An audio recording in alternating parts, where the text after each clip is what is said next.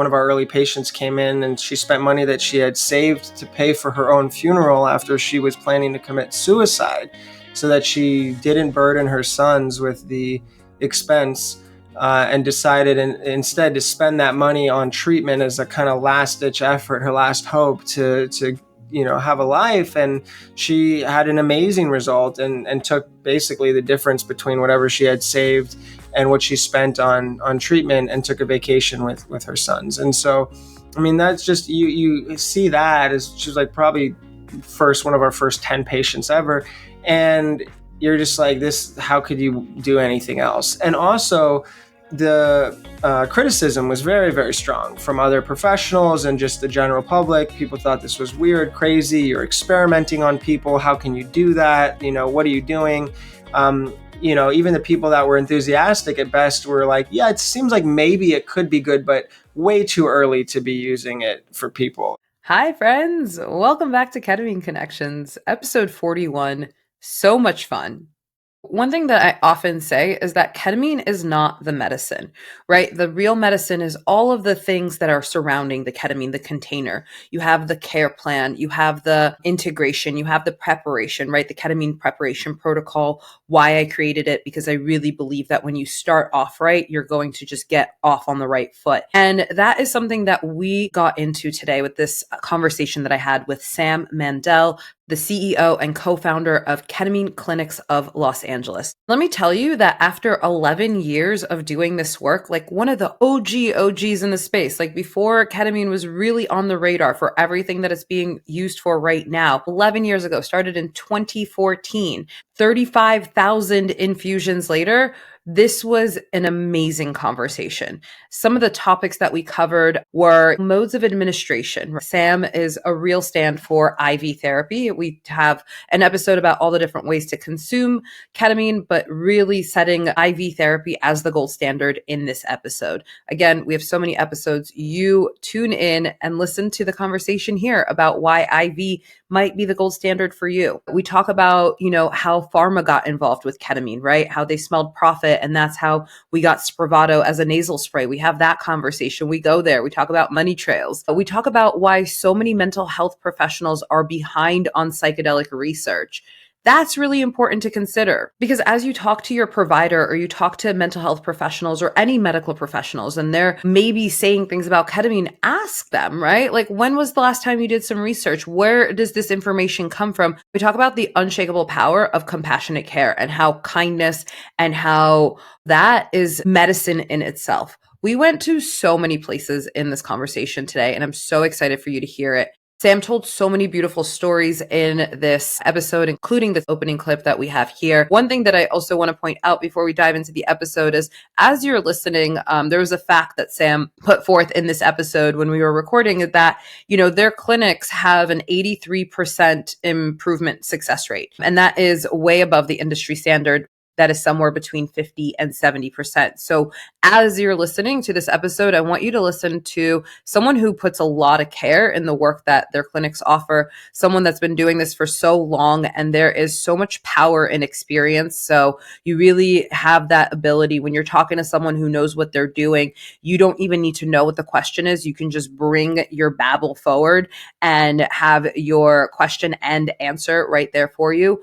And as someone who works with first timers all the time, I really love what Sam shared about, empowering the inner healer instead of treating patients like you're broken. And that is something that we get into in this episode, and also why I created the ketamine preparation protocol, to really empower you to have the transformation that you deserve with ketamine. KPP, if you're not aware, it's a self-paced guide that's going to set you up for the most powerful transformation that you can have with ketamine. And it helps you prepare mentally, emotionally, physically, all the ways. All of those links are in the show notes for you. Sam's links are in the show notes as well. Ketamine Clinics of Los Angeles links are in the show notes as well. We really went to a lot of places in this episode. And I think one of my favorite was at the end of the episode. If you make it all the way to the end, you're going to get the most amateur science lesson in the world. It involves monkeys and apes, and we don't even know the difference in that conversation. That's how amateur we were. We had so much fun bringing this information to you, and someone who is advocating for kind, compassionate, quality care. Sam Mandel, let's dive into it. If you're listening to this show, I already know something about you. I know that you care about doing this work well. You're not just here for an experience, you are here for real, lasting change. So let me ask you, how are you ever going to get the transformation you want from ketamine if you aren't clear about what to expect? The only way to make sure that ketamine actually works for you is to get clear on how the mind works and how ketamine interacts with your brain, the rules of psychedelic use so you don't make the same mistake I did, and how to be prepared for anything. And yes, I mean anything. And those questions only get answered when you follow a solid preparation protocol. Unfortunately, most clinics don't offer this up. Maybe they refer you to a therapist, but most therapists don't understand subconscious work or psychedelic work. And with anxiety, ketamine can only do so much. However, I also have good news. That is exactly why I created the Ketamine Preparation Protocol. It is a simple 3-step process to help you feel safe, supported, ready, and yes, able to trust the process so that your journey is powerful and life-changing, not left up to chance. Go ahead and visit the link in the show notes and get yourself prepared, whether you've already started ketamine or are going to soon. All right, back to the show. All right, we're live with Sam Mandel. We're so excited to have you on the show. You're one of the OGs of the ketamine space. And let's just jump right in with the same question we ask every single guest on the show. If you can go back and tell the you before you started all this, anything, what would you say to them? I think I would say get good help sooner. Okay. Ask for help, create teamwork, create team. Yeah. Okay. And our audience doesn't know this yet, but you are 35,000 infusions deep into serving up ketamine as a medicine, right? Not just in any other way. And so Ketamine Clinics of Los Angeles, right? 35,000 infusions later. And what we're talking about, we discussed this before we hit record, that we're talking to the you before you started these 35,000 infusions. And so you're saying to that version of yourself, you're saying, get better help. What kind of help were you receiving then? Yeah, I mean, first of all, thank you for having me. It's great to be here and to be connecting with you. And I am the co-founder and CEO of Ketamine Clinics Los Angeles. I started the clinic with my father, Dr. Sam Mandel, in 2014. So we've been providing IV ketamine infusions for mental health for 11 years now, over 35,000 infusions. It's been quite a journey. We were one of the first clinics in the country, one of the first in the world. And we've definitely learned a thing or two over the years about this medicine and about utilizing ketamine to treat conditions like depression, PTSD, anxiety, and other mental health conditions. And to expand on what I was saying, I think I felt the need to do a lot on my own. This is a pretty specialized thing, and it's unique and it's not well understood. There wasn't really a path or a blueprint to follow. We really were pioneers. And there was a lot that really needed to be figured out for the first time about what this all would look like, and, from many different standpoints, operationally and logistically, and just the structure of our offering. And so there was a lot to discover, and it didn't feel like it was clear how to bring other people into helping to do that, because it wasn't like I could say, I know what I want to do and I just need to get someone to do it. It was like, I don't even know what I want or need, right? So I got to figure that out before I can get help. And I'm very meticulous. I have very high standards. I think it was hard for me, and remains to be hard for me at times, though I've grown in this area a lot, to delegate and, to ask for help. And so I have a full-time team of 15 people now and a 5,000 square foot office and have lots of wonderful help. And I love my team. And we've come a long way.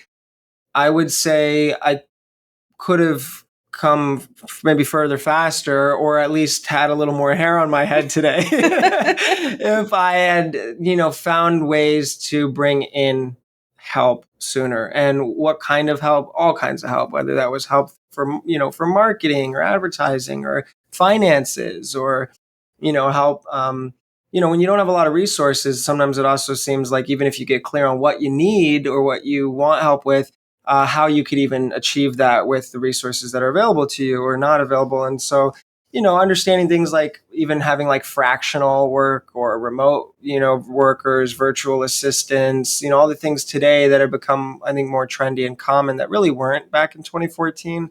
If I could go back and be ahead of the curve in, that sense, as I was with, ketamine as a modality, that would have been nice. That would have been good. And there's a lot of other ways that I could expand upon that, but I think that kind of covers it for the most part.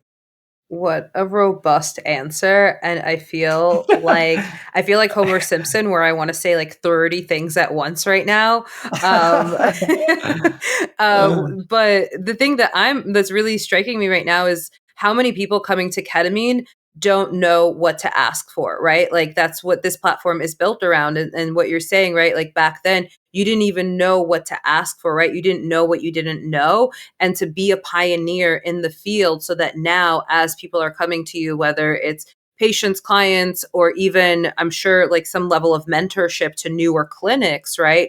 To for you guys to be the pioneers in the field, to like know what it's like to like for someone to be like, I have a question, but I don't even know what my question is, right? Like to really be able to show up and support people in that way of like, yep, I've walked through the dark. I know where you are, and I know what it's like to be in the dark. And I think that's a really relatable experience. Definitely. Yeah. I mean, just to give you a little bit more context, I mean, when we started, I built a website on GoDaddy website builder, like drag and drop, literally. Like I don't know a lick of code, didn't then, still don't. I I did lots of research on any articles I could find about ketamine for mental health, clinical studies, discussions with my father, and really just try to figure out what is this all about? How does it work? How do I explain it in layman's terms? I don't have a scientific background, so how can we just take these concepts and make them, digestible for the average person? And then launched the site. I went to Radio Shack to give you a sense of the era we're in because it doesn't even exist anymore. So good. And I got a Motorola flip phone, literally prepaid. And that was our first business phone. And so I'm like, I have a literal flip phone and a website that I just kind of like put together, made sure it was at least like medically accurate. And then, put it on. I'm like, you ready to go? We're going to hit the button. Now it's live. And so now here we are. And let's see, and my early conversations with people were often over an hour long. I mean, people were like, what is so many questions, so incredulous, and just no, like this is just so everyone thought it was just the craziest, strangest thing. And, when the first patients came in, I took every call, I answered every message, I checked in every person, processed the payment, made sure their forms were filled out. I mean, literally everything other than like the direct clinical care. And it's really, really difficult. And I still, to be honest with you, struggle with this today. I think a lot of business owners and entrepreneurs struggle with this, is working in the business while also working on the business. And so, at our second location, my office was literally the break room. There was nowhere else for me to have like a dedicated room to work in. So I sat at a little table in the break room, which is a small room with a fridge and a microwave and a sink in it. And every time people open the fridge door, the way that the only place the fridge fit into, and the way that the hinge on the door was, the door would swing into my table that I was sitting at. And so I had my table bumped all day long. I smelled what people were heating up in the microwave all day long. I got interrupted by the 2-minute conversations that we had while they were waiting for their food to get hot, because they're just standing there like, oh, so how's it going? You have a good weekend. And I'm like trying to like build something that had never been built before. And it was just like so chaotic and so difficult. And I look back on those times with fond feelings. And I think it's been character building and it's been our evolution. And I'm sure that helped me to be more connected to the team and to what was going on in the office than if I say worked off site somewhere or had some private office that no one ever came to. But it definitely posed a lot of challenges too, and made it really hard to focus and stay concentrated in ways that I'm sure were also detrimental to the development of the business. And when you have to do everything and also try to have vision and strategy and think big picture, really, really, really tough. So I think finding ways to have separated that a little bit would have been a little more maybe better. But it all is what it is, and this is where we are today, and I'm happy with where things are today, and so no regrets really. But it has been a real incredible journey, and of course the greatest highlight of all of it is just the transformation that we've witnessed in patients over and over again in thousands and thousands of cases. It never gets old. We talk about it with our team all the time. Don't ever let it get old, because we have received so many positive reviews and seen so much incredible transformation. And for each person, that's their whole life for them, and it might be like the fourth or fifth person to, give the nurse a hug on the way out in tears and say, thank you so much for giving my life back. But it's so meaningful, and it has to be kept the most meaningful every, single time it happens, whether you're someone who's been here for a month or for, our longest employee has been with us for 9 years now. And everything in between. And that's really why we do what we do. It's the fuel that keeps us going. And it's just incredible. It's super, super fulfilling. Amen. One of my favorite jokes about entrepreneurship is I didn't want to work 9 to 5, so now I work 24/7. Yes, yes, yes. But I like what you said, as hard as it was, as scrappy as you had to get, as, resourceful, and being in the break room, like I really love that picture that you painted, right? It's like whatever someone's listening to, it's like wherever they might be in their journey. And if you're in it, you're in it. But the thing is, when you get to the other side of it, right? And you're saying like, I wouldn't change a thing. Like, I'm grateful for all of it, because that to me shows that you are in a place right now, in this moment in life, you're like, I'm good, right? Because what happens when you get to that place in life where like, I'm good right now, there's a ripple of forgiveness and acceptance and maybe even love for everything that brought you there. Right? It's like you can't have gotten to where you are now, 35,000 infusions later, without getting your desk bumped 30 times a day. 35,000 times a day. Exactly. Yeah, exactly. Exactly. Yeah. It's been wild for sure. How were you talking about ketamine in 2014 when like just even the conversation around mental health was so different back then than it is now? So how were you educating clients or potential patients about ketamine for mental health? Yeah, of course that evolved as our experience increased and we continued to better understand it, and new science and data came out, validating it, and the processes that were going on in the mind, the brain, neurochemically. But really, yeah, just really breaking it down on even on the neurochemical level, as far as neurotransmitters and processes that we understood were going on in the brain to help to combat issues like depression. And then, we were very interested in the experiential component as well, and how it was affecting people psychologically and the kind of psychedelic aspects of the treatment. And so with that, we also, had our knowledge continue to grow there. And we, through dialogue with patients, started to better understand for them what their experiences were and what it was like. And so then we were able to convey that to other people who were interested, obviously, respecting HIPAA and confidentiality, but talking broadly about, when some of the people who've had this experience have, made these kinds of comments, or they've had these kinds of changes in their life. And, these are the things that are possible in the treatment. And, because ketamine is an FDA approved medicine that's been around since the 60s, FDA approved in 1970, even though using it for mental health is a newer application, there's a huge amount of safety and efficacy data on ketamine, more than many, many other drugs. Probably, I would say almost all other drugs that we use for mental health. Because even SSRIs and common antidepressant medications are really coming out in the 70s and after that.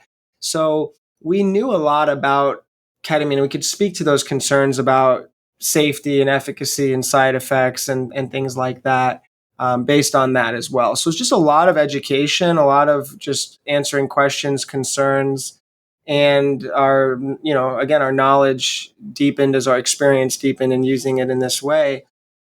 And yeah, I mean, when you see, like one of our early patients came in and she spent money that she had saved to pay for her own funeral after she was planning to commit suicide, so that she didn't burden her sons with the expense, and decided instead to spend that money on treatment as a kind of last ditch effort, her last hope to have a life. And she had an amazing result, and took basically the difference between whatever she had saved and what she spent on treatment, and took a vacation with her sons. And so, I mean, that's just, you see that as she was like probably one of our first 10 patients ever.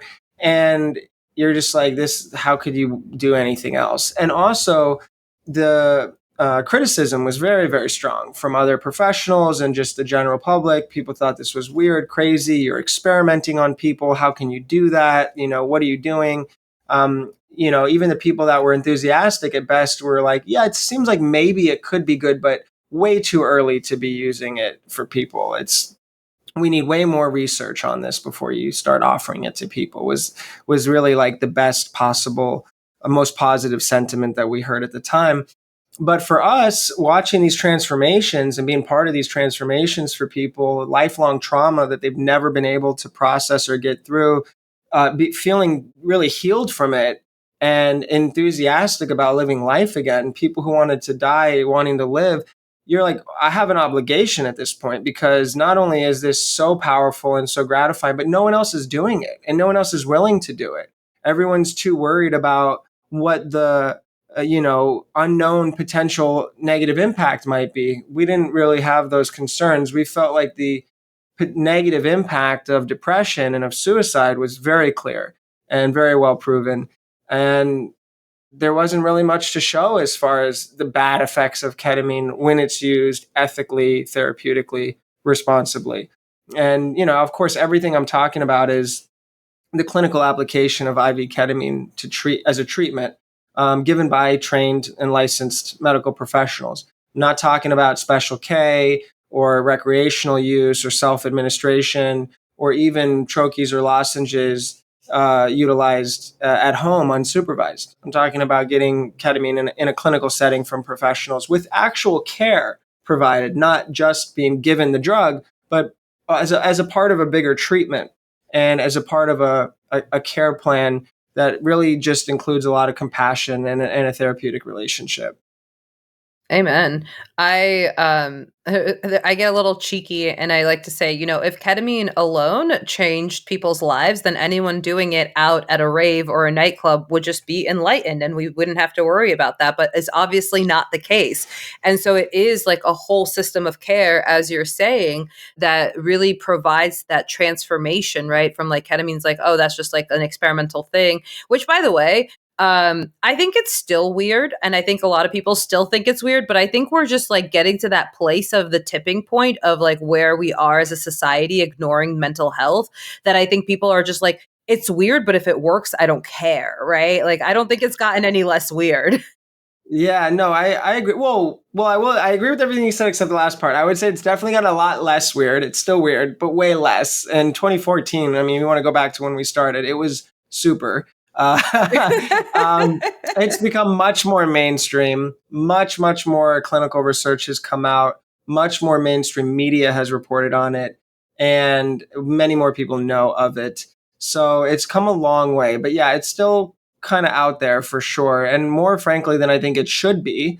And to your point about enlightenment at the club for special K use, it does matter the care, but I also want to make the point that the route of administration and the dose matters, and the mindset and the setting too. So, when people are snorting, 10 times the amount that we give in the clinic in a crazy party setting, it's also super different than if they're getting it IV and it's obviously, pure ketamine, and who knows what they're taking when they're out in the streets. And also when they're coming in with this intention of healing versus, just getting wasted or having fun or mixing it with other drugs too. So a lot of differences there.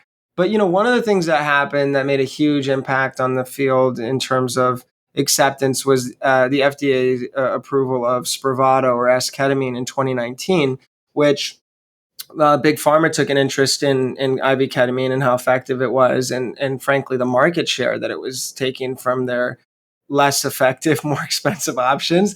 And ketamine's a cheap generic drug, and the patent is up. So no one's going to make a lot of money on the sale of ketamine, and they couldn't kind of own that. So what did they do? They basically took the left isomer, the S isomer, and they, because ketamine's like mirror image molecules, like two hands, and they took the left hand, the S isomer, and they put it into a nasal formulation and added some other red tape around the use of that and said, okay, now this is ours. We own it. It was Janssen who did that, and Johnson & Johnson bought them out and said, okay, now we have S-ketamine or Spravato. We own it. It's ours. And it's essentially the same thing, and it's a ketamine nasal spray. And the drug itself is not very different. It's ketamine. What's different is it's nasal as opposed to IV, and it just so happens nasal is not a great route of administration for anything, and including ketamine, for various reasons. You have sinus issues, or allergies, or you're under the weather, you're congested. Maybe it drips down the back of the throat, or drips down the front. It's not really absorbed in the right space.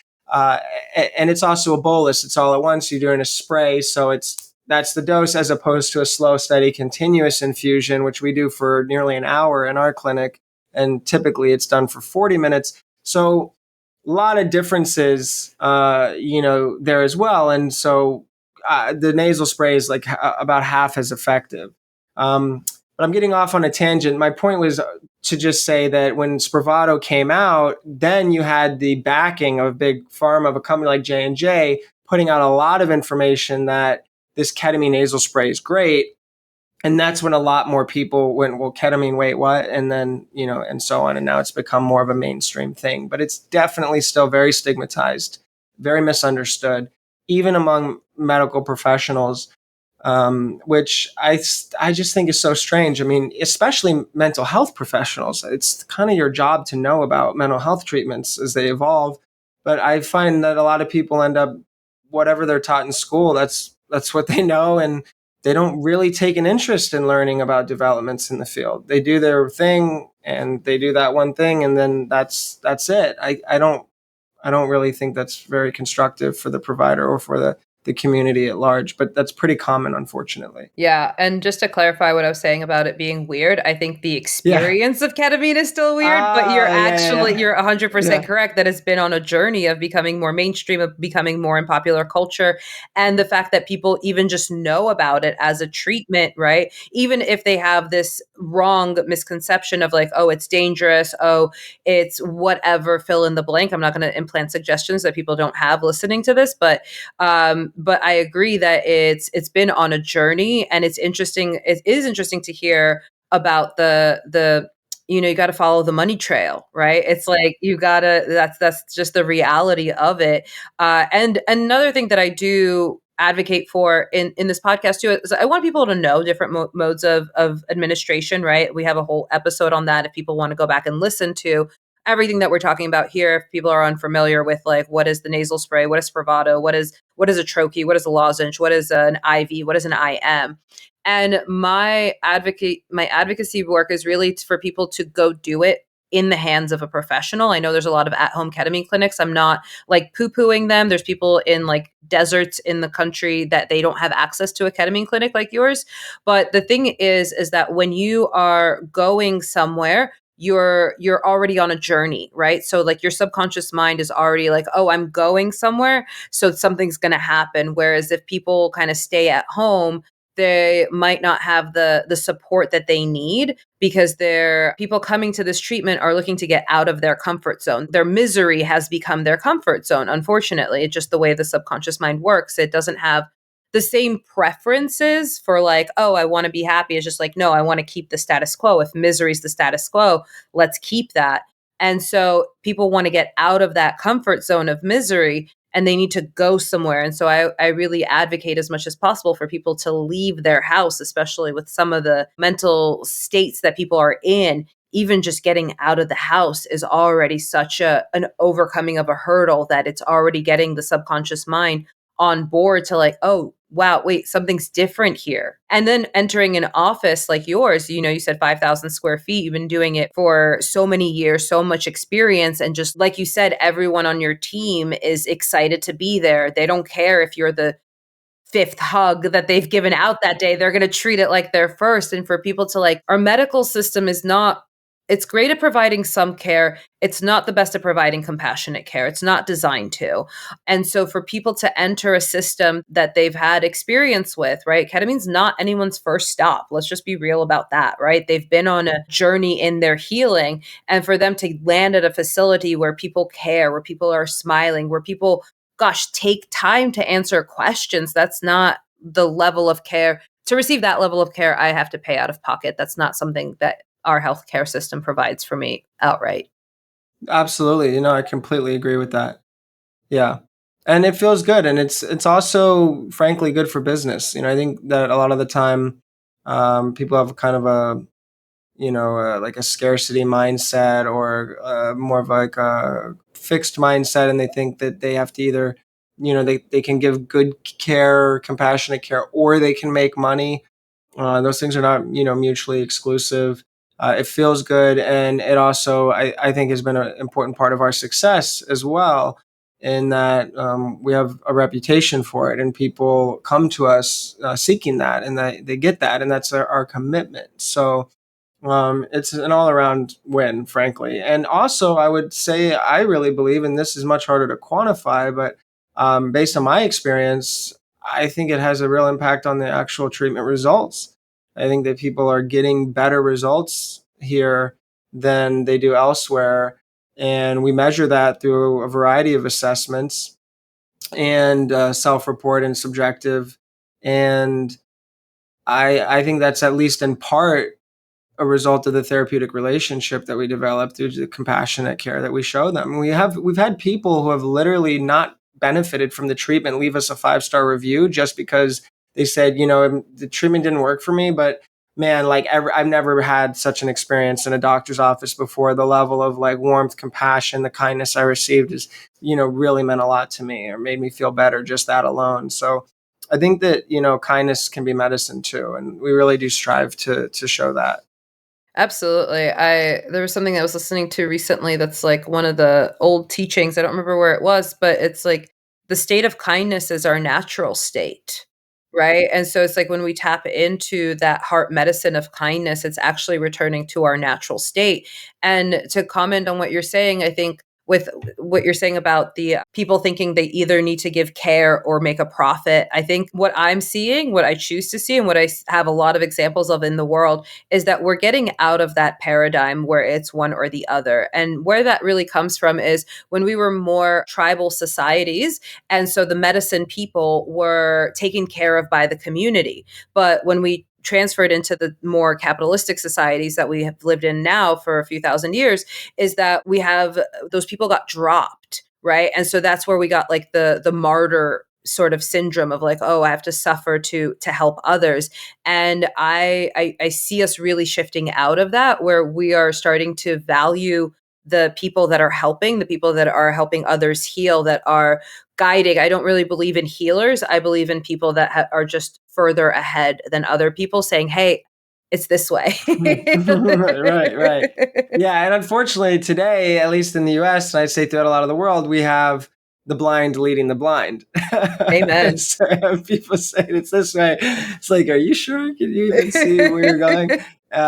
People have never been there before and can't even see where they're going. But yes, I agree You're with so right. Thank you for pointing that out, because you're absolutely right. We have therapists that have never done psychedelics, trying to guide people into psychedelic preparation integration. We have clinics that don't even know about. Yeah, we have that for sure. I'm not going to like go on a rant about it, but you're right. We do have a blind leading the blind, which is hopefully what this podcast is hoping to bridge, is to like bring in people that know what they're talking about, so that people can also start knowing what to ask for. Yeah, but I do agree with you as far as like the paradigm of like the dynamics between the healer and like the medicine man or woman or whoever, and the medicine person, and the way that that's kind of shifting back. And I think that's interesting context that you're providing as far as how that changed over the years and kind of how it's moving back. So I think that's great, and I don't disagree with that. And also bigger picture, not only within the healing or medicine space, but even just beyond. I see um, we still have some progress to make there in terms of the quality of the voices that are the loudest, and the quality of those who are in charge of actually doing things that are having an impact on all of us in ways big and small. It's concerning, and we can just hope the pendulum will continue to swing further in the right direction, because it's definitely gone quite far in the wrong direction.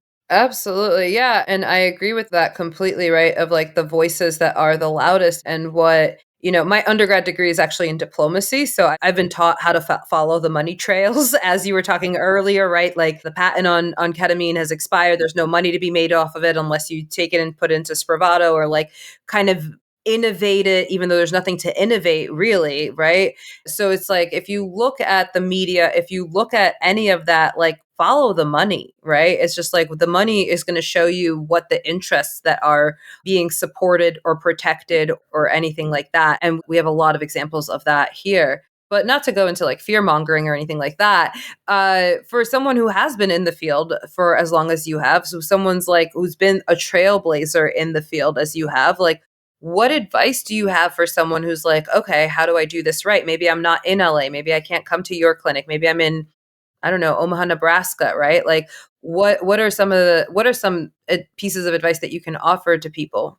Yeah, that's a good question. I would say, if at all possible, go get it in a clinic wherever the nearest clinic is. That's a reputable clinic, and not all clinics are created equally. Not all ketamine is created equal. I would advise anyone to try to seek out an IV infusion over other routes of administration. It really is the gold standard. It's got the highest level of safety and efficacy. There are other routes of administration that can be healing, and as you mentioned, some of those are, IM or intramuscular injections, even nasal sprays, which I think are probably actually bottom of the list, but can still help people. Troches or lozenges that are sublingual, that dissolve under the tongue. You could receive or take ketamine pretty much any way you could take anything. But I would advise people to go for an IV infusion at a place that's got a good reputation, that is well reviewed online, that has licensed physicians that are involved. If that's not possible, that's a good and difficult question to answer. I would say that troches or lozenges are probably the next best thing. Definitely better than a nasal spray, and that you could try to take them maybe at least with a licensed therapist or someone who has experience in holding space and working with psychedelic medicines, who can at least facilitate a container where you can do that, hopefully in the safest way possible. I'm not a fan or an advocate of unsupervised ketamine use. And I know that it can be difficult if you're in a medicine desert, as you kind of put it earlier, or if you're out in the middle of Nebraska and there's not a lot of good options. And I think that's tough. At the same time, ketamine can be hugely transformative, but can also cause harm. And it can cause harm to people, medically, and it can cause harm psychologically. And so you got to be careful with it.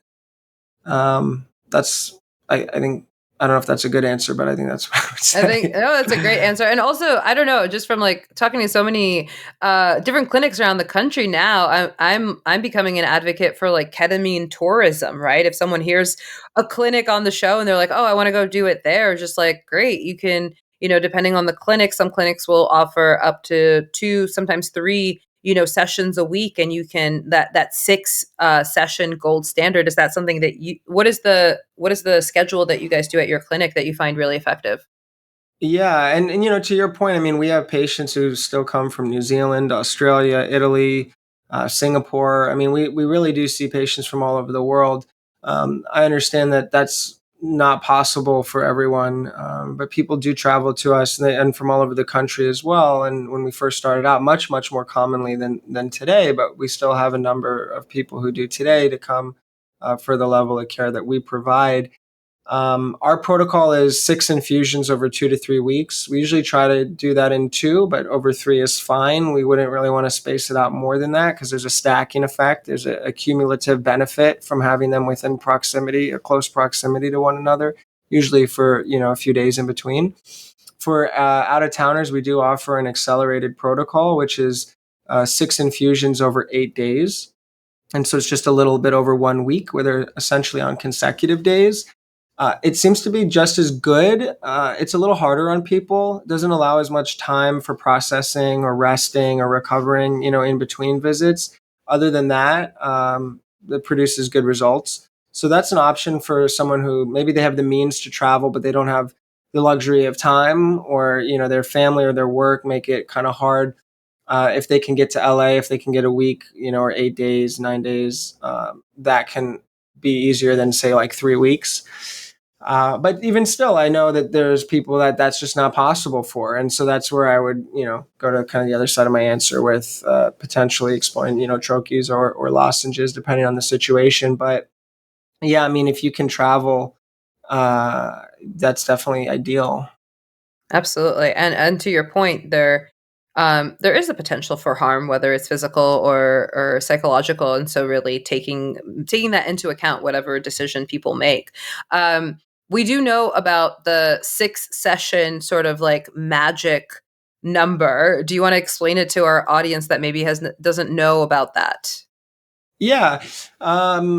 So, when ketamine initially was being researched, they did one single infusion, and it lasted for around 7 to 10 days. And so the early naysayers really said, well, this doesn't work. And then it did work. And they said, okay, maybe it works a little bit, but it doesn't last. And then they started experimenting with a series of infusions, providing 6 of them over 2 weeks. And it started lasting more like a month and a half, 2 months, depending upon the protocols. And so then they said, okay, well, maybe it works, maybe it lasts a little longer, but not long enough. But we don't know about the long-term side effects, and so on. And so they continue to try to poke holes in something that's a better and less costly solution to the mental health challenges. But we provide, and we actually were pioneering a series along concurrently while that research was going on. One of the things that we did also is the individualizing of the dosing and really adjusting it with precision. So we use digital syringe pumps, which is something that we pioneered in this field, as opposed to an IV bag. And that allows us to really precisely, titrate to effect, increase or decrease the rate of infusion during the infusion down to very, very fine and small quantities. And so that level of adjustability really has a big impact on the results and individualizing it. So in research, you have to do the same thing across the board, have consistency in your protocol so that you can really compare, right? And the people who got it, the people who didn't. But we're not a research center, we're a treatment center. So, a lot of the research was on a 0.5 milligram per kilogram, 0.5 milligram of ketamine per kilogram of body weight over 40 minutes. Well, we were able to play with that a little bit. So we said, well, what if we give like 0.6 milligrams instead of 0.5? And what if it's over, 50 or 55 minutes instead of 40? And these things kind of organically evolved because, for example, we would see that people were really taking a little bit of time to kind of get into the experience and wanting to just give them a little more time in there because there's a lot of very valuable inner work happening during the infusion. So why end it why arbitrarily just because 40 minutes is up, we should stop it? So, giving people a little more time in there and having a little bit more medicine. Some people needed that to really relax into the experience. And of course, some people needed less. And so being able to adjust it for their comfort and to facilitate the kind of transformation that we were striving to do really made, a huge difference for people. And so our protocol has just kind of organically evolved to meet the needs of patients. And that's also why we have an 83% success rate, whereas the literature is often around anywhere from 50 to 70%. But even that is still excellent when you're looking at patients who are considered treatment resistant, who haven't responded to many, and in some cases, nearly all of the other available treatment options. So we have this more individualized protocol. It's a little different than what most places are doing. Patients generally come in 6 times over 2 to 3 weeks. What does it look like when they come in? They fill out some paperwork, brief physical exam, mood assessments, really getting to know them better. We've already done some screening and consultation and eval prior to their arrival to clear them for treatment. And then they come into a private room. We help them to become comfortable in a infusion recliner, pillows, blankets, noise canceling headphones, sleep mask, relaxing music. We have a lot of music we've curated that we feel it really facilitates the experience. And we also have Spotify and Apple Premium, and they can play really essentially whatever they want. We recommend relaxing music without lyrics. And they recline, and we start an IV. We connect them to vitals monitor. We monitor their pulse, oxygen saturation, EKG, blood pressure continuously every time. And we're with them, watching, and we can see and hear them. So we're making sure that they're safe and comfortable, and otherwise not messing with them, Right. giving them the space to have the infusion. And some people think that there's like something that the provider needs to be doing in order for it to be done right. It's actually quite the opposite. It's, less is more. Once you've created a safe container and you're ensuring someone's comfort and safety, get out of the way and let them, do what they need to do, So we're big on that and on empowering the inner healer in each patient and giving them agency. And then afterwards, they can process that experience with the clinical team, and they can work through the material that comes up in therapy in the days and weeks to follow. So, okay, this is like interesting fact I have for you. So my background is hypnotherapy, right? Okay, and right. When I started as a hypnotherapist, there's a fact, and it's been replicated in studies multiple times, that you can have 600 sessions of talk therapy, and it leads to about a 38% improvement rate in what the client comes to work on. By the way, 600 sessions is a session a week for 11 years. After that, you're 38% better. I know. 6 sessions of hypnosis leads to a 93% improvement rate in what the client comes to work on. And so I just have this personal curiosity, and I want to air it out on this podcast because maybe somebody who's listening knows, why is it 6 sessions of hypnosis, 6 sessions of ketamine? Like, what is it about this number 6? Do you know where 6 comes from by any chance? Well, it's 100 times better. That's one. I can do that math without a calculator. It's a good question. I don't really know. I'm sure those into gematria or numerology would have something to say about it. And it's funny because so much of this is really truly arbitrary. And who's to say that that 4 wouldn't be just as good, or that 8 wouldn't be better? We don't really know. And there's some people that say it's actually more about the matter of time after the 4th infusion that continues to produce a benefit. Others think it's the 5th and 6th infusion that also pushes that further. I think it's kind of both. I think, at least with respect to ketamine, it increases neuroplasticity. It promotes neurogenesis. You have this process of actually forming new pathways in the brain, disrupting negative thought patterns, negative ways of being. I'm sure hypnosis, there's a lot of overlap there. Hypnosis is not something I know a lot about, but my understanding is there's some similarities in that. And, that chain reaction, that kind of neuro cascade of the neurochemical effects does continue with time. I think that additional medicine sessions do also promote that to progress as well, both the experiential component and what's going on in the brain. But why 6 instead of 5 or 7? I don't know if anyone really knows. And the same thing goes actually for the 0.5 milligram per kilogram formula. Why not zero 0.4 or 0.6? As I mentioned before, I mean, we found actually better efficacy for most people at around 0.6. We also found that really individualizing it matters a lot, and that 0.6 is a starting point. It's not a set in stone, one size fits all. And we can go many deviations from that. There are people who receive more like maybe 0.3, and there's people who might receive like 1.2, right? And that's, you're talking like double that amount, right? I'm that person that receives a lot of dosage. I'm going to do a whole podcast episode about that another time. Okay. But Okay. it's something that I was previously embarrassed about. I was just like, whoa, I need a lot of medicine. Like my ego must be really strong. But there's No. different things, right? Like we're all different. Some people like the lighter dose hits it, the heavier dose hits it, whatever it is.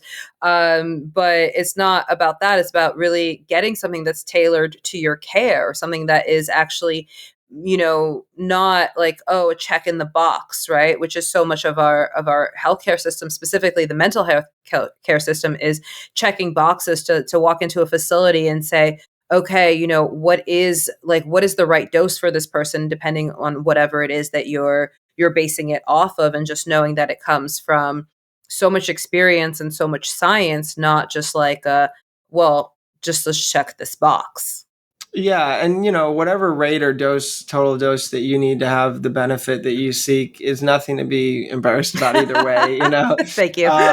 Yes, yeah, because at the end of the day, it's what you need, and that's all that matters. And as long as it's being done, safely, then who cares? We and the formula is based as a starting point on weight, but people metabolize ketamine and other drugs at different rates. And we've had little old ladies who have taken, heroic doses, and we've had literal like NFL football players who can't even handle like a starting dose, and everything in between. So you just never really know. And then the same thing is true for recovery. We have people who, after the infusion is completed, they need to sit around for an hour, and they don't even want to sit up before they feel like they can get on their feet because they're so disoriented still from the experience. And we have people who once we turn it off, like literally 2 minutes later, they're like up and like energized and ready to go, and they want to get out of here. And we're saying, well, why don't you sit down and recover just a little longer before you leave? It's only been 2 minutes, So,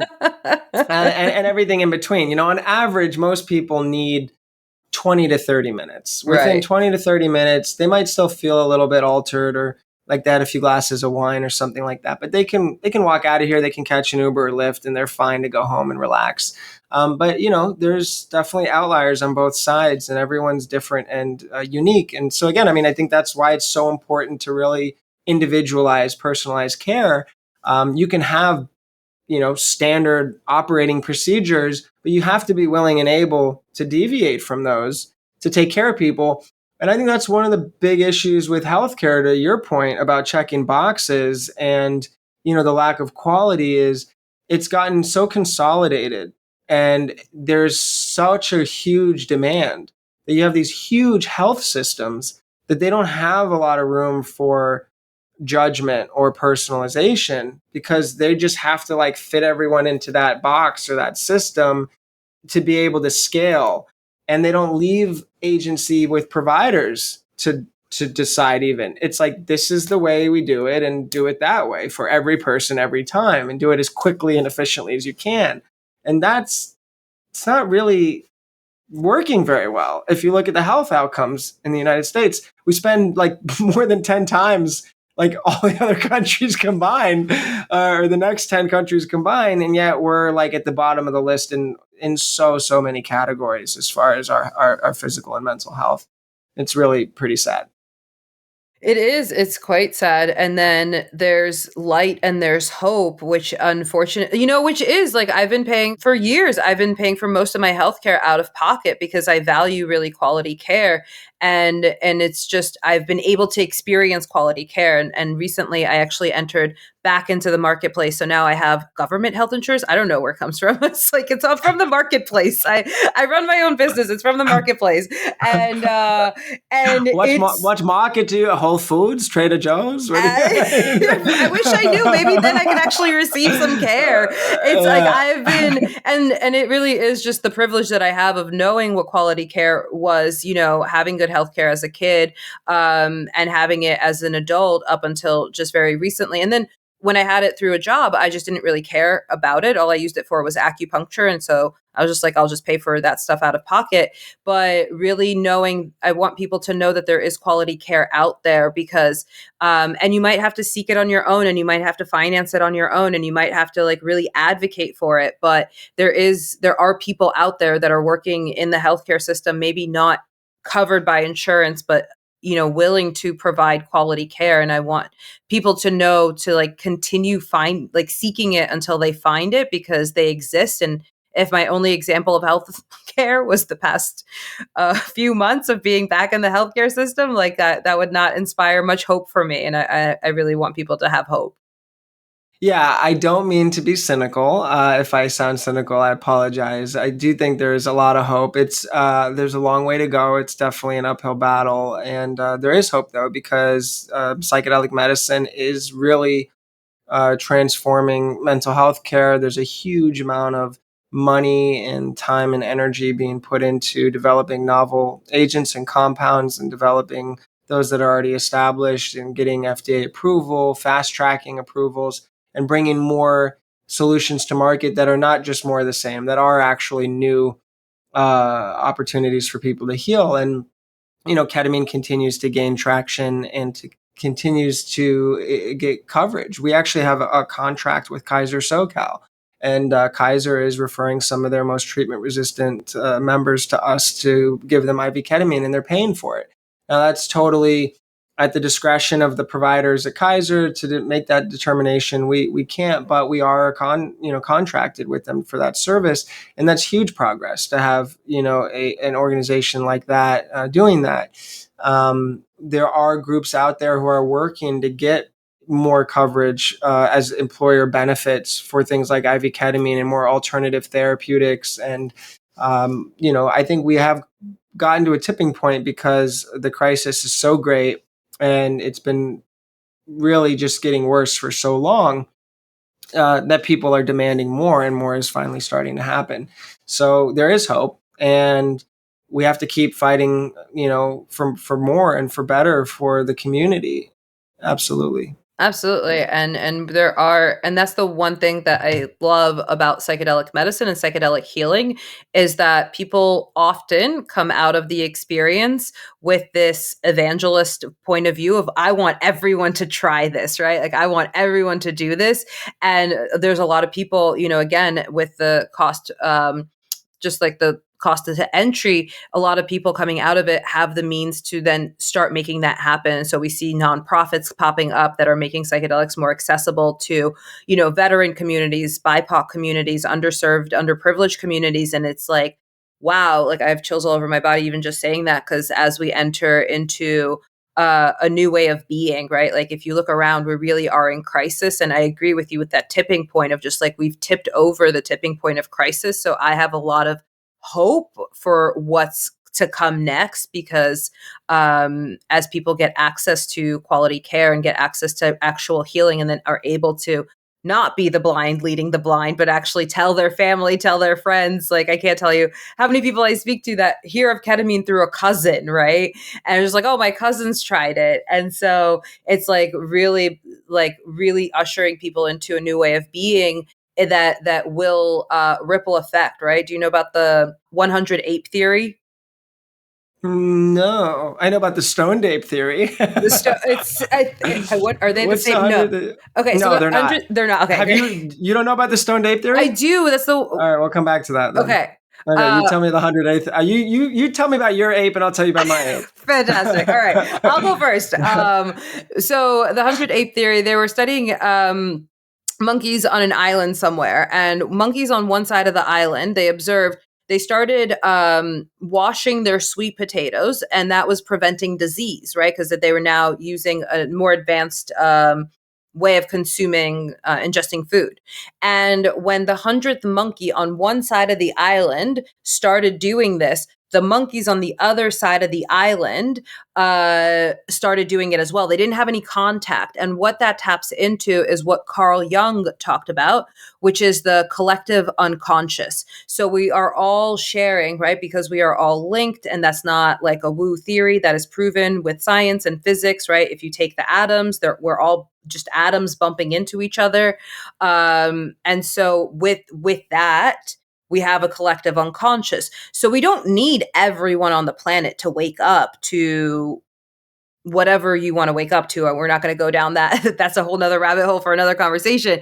But we don't need 100 people to wake up to, or everyone on the planet to wake up to kindness, to care, to companionship, to like being a good human. We just need 100 monkeys to start washing their sweet potatoes.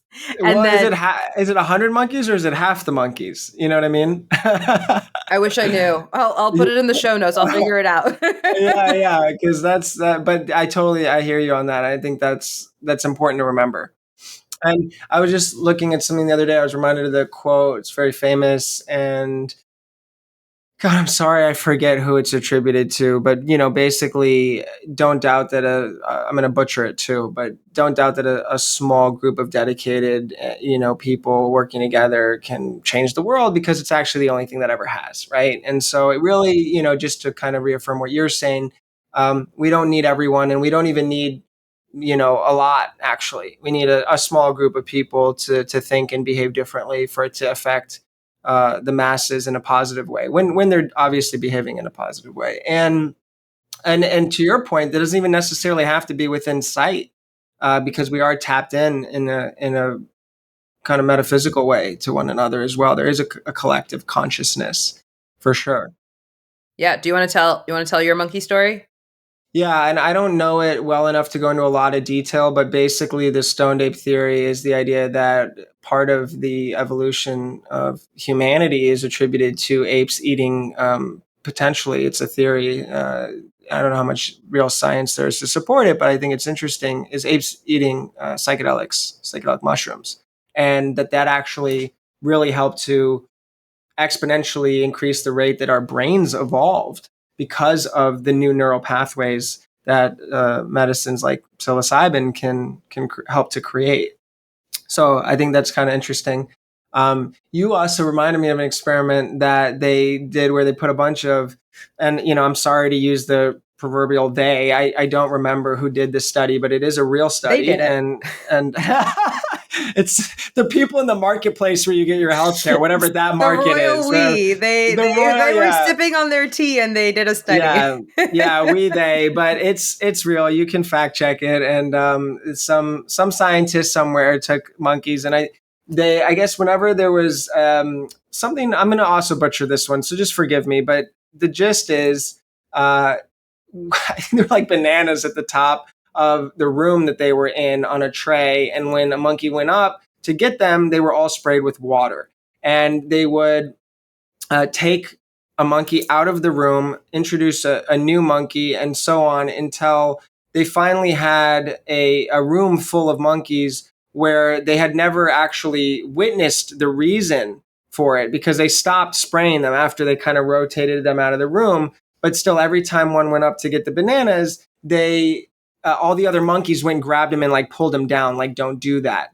But it was only purely through learned behavior of seeing from the monkeys prior that when someone goes for the bananas, we all pull them down, don't let them get them, because something, bad will happen. But they actually never experienced the being sprayed with water. So I don't know, it's something to that effect around groupthink and around learned behavior, and something kind of interesting there.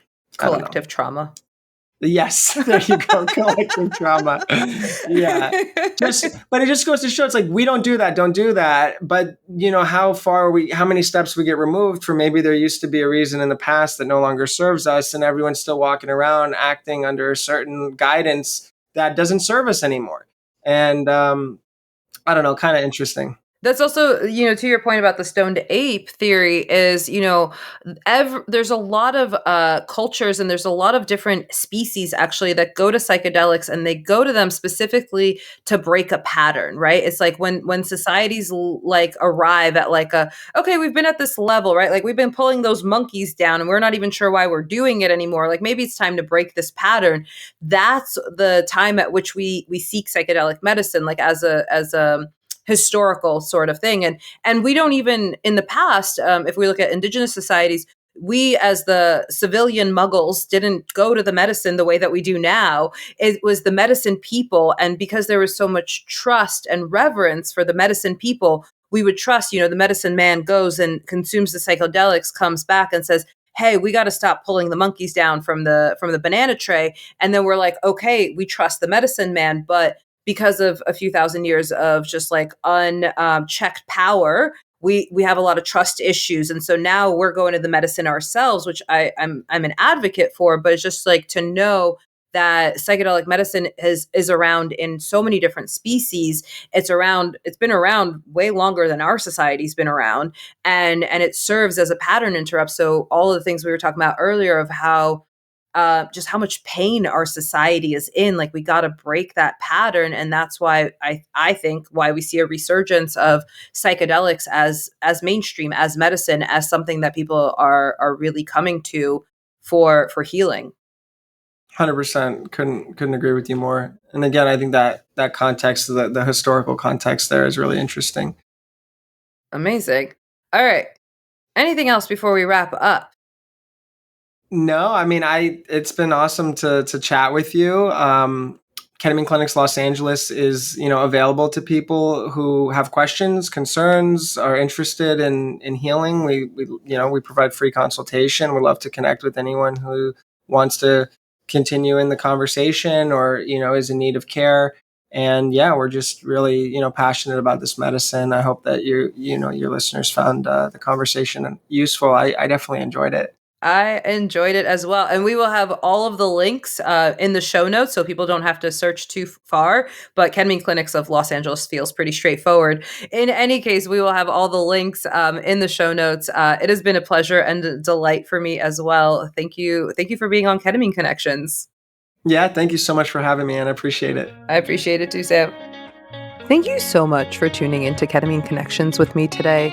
If this episode supported you, the best way to say thank you is by sharing it or leaving a review. And if you're enjoying the show and you want to connect more, I would love to see you on my newsletter. That is where I share behind the scenes insights, thoughtful guidance, and other parts of your ketamine journey. Never spam, always fun. And honestly, since getting kicked off of social media in 2024, it's where I share the real stuff. I share stories, tools, updates that I don't post anywhere else. So sign up at any of the links in the show notes and you'll be the first to know when I'm hosting live Q&A or when I'm doing other fun things that are not available anywhere else. It's the best place to hear about it, stay connected, and grow together. All right, that is all I have for today. Thank you. Stay curious, and I'll see you next time.